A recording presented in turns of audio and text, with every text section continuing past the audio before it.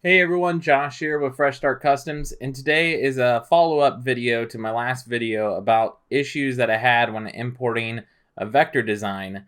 So this was the original vector design that I imported with, and it shows up as individual processes here, and it'll engrave the largest one first at the top and work its way down, so each individual eye, the center of the eyes, etc., just like the last video. If you haven't seen that, I did do a recording of what that does. Even if you highlight all of this, get rid of the background, and then make it a fill, and then you group it within this program here, it's going to do the same thing, and it's going to air out here, and it's going to cause multiple different engravings, making it way longer to engrave. Matt from the WeCreat user group, he's one of our members in that group. If you haven't joined it yet, I'll put a link down below for you to join there. He had the great idea of making it a compound path here, and that worked. So in Illustrator, at the top of Illustrator, you'll just click on Object, and then you'll click on Compound Path, and then click Make. And then that will group your entire design into one process here when you upload it to WeCreat.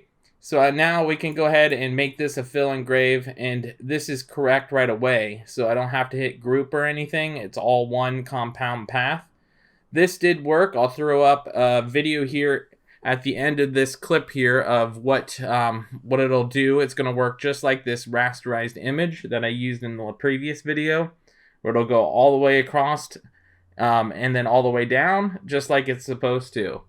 So just a heads up on that. That is a potential workaround and a fix for now, but I still think WeCreat, if you're watching this video, you need to get this corrected here where it'll automatically do this, because a lot of people will purposely leave them grouped and not make them a compound path, so it's easy to edit the files afterwards without releasing that path, ungrouping, and then re-editing it.